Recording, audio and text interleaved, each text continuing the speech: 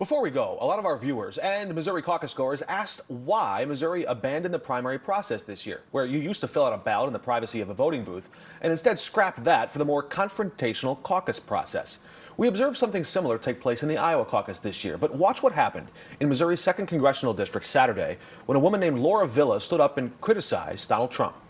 I am here to nominate Nikki Haley.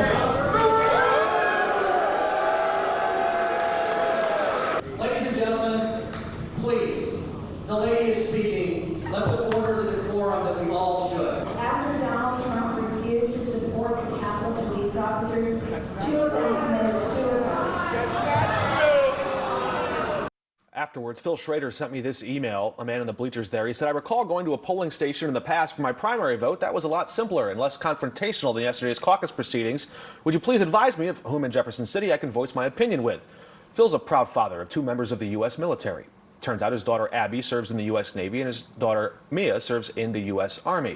Phil beamed with pride as he told me about their dedication and service to our country, and I imagine they might have beamed with pride too if they could have seen what our cameras missed.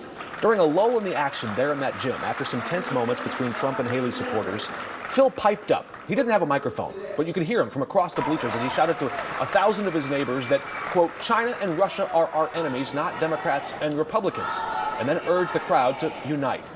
I was struck by what he said, so I wrote it down, and later, as it happened, Phil approached me, and I asked him, why was he so concerned with American unity? I don't care who you are. We've got to work together here. That's the biggest threat I see. And my daughters are in the military. Of course, I'm biased. I don't want a hot war. I want all the material they need to defeat our enemies. I'm friends with Democrats as I am with Republicans. We're not the enemies. It's the foreign adversaries that are enemies, and we've got to figure that out here. I have a West Point grad from 22. She did a deployment in Poland. That wasn't pleasant. She was training, her group was training Ukrainians older than me to fight because the young guys are dead now. And then my other daughter served for 2 years in the South China Sea on an LHA. In the South China Sea, it's contested as well. So we've got it good here. I want to keep that.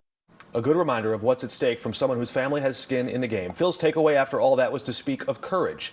He emailed me to say, quote, I regret now that I did not speak on behalf of Haley after Laura Villa bravely did.